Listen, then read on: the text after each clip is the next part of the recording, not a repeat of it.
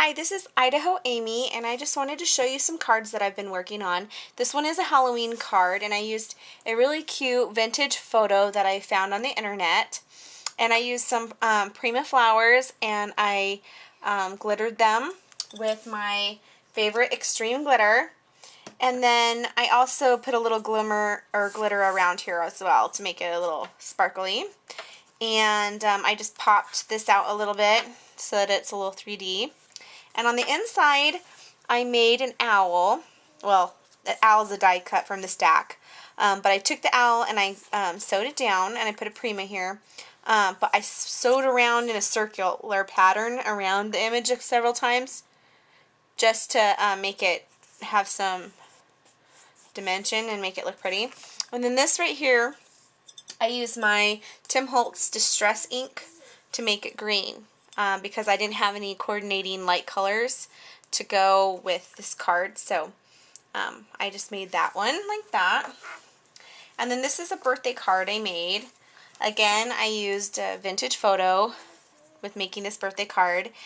This bee I had, and it had the birthday words in it. I don't know where I got it, but this flower was just a plain white Prima flower, and I took my StazOn and one of my Tim Holtz stamps, and I stamped the pattern onto the flower, and then used an old silver button.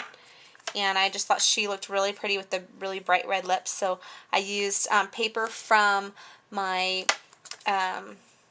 Twilight inspired die cuts with a view stack that I have, and I thought that paper went really well, and I like the stripes on it. And so I kept the inside very simple. I just stamped some more of that Tim Holtz stamp across the top here that I used on the Prima flower.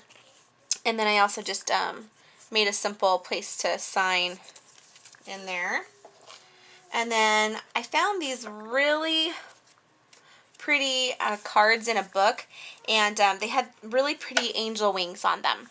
And so what I did is I traced them out. I held the magazine up to the window and traced it out on paper, and then made my own stencil. And then I used the stencil on sheet music and cut out the sheet music, and then distressed it with some Tim Holtz ink, and made it look a little vintagey. And I just found the vintage photo on the internet, and I cut it out and glued it down, and then just put some Prima flowers and sewed the buttons on them. On the inside, I just have some Tim Holtz paper, and then a Tim Holtz butterfly stamp on the bottom. So kept it really simple on that one. On this one, I basically did the same thing as the one before, only I used the Mariposa stack paper as the back. I just took one sheet of paper for this card, and then some more of the wings and another vintage photo. And this is a Tim Holtz saying that I have. And this is the inside, and that's just part of the paper. And I always decorate the backs as well of all my cards with coordinating papers. And so those are a couple cards that I've made, and I'll have another video here in a couple minutes of some albums I've been making. So, thanks!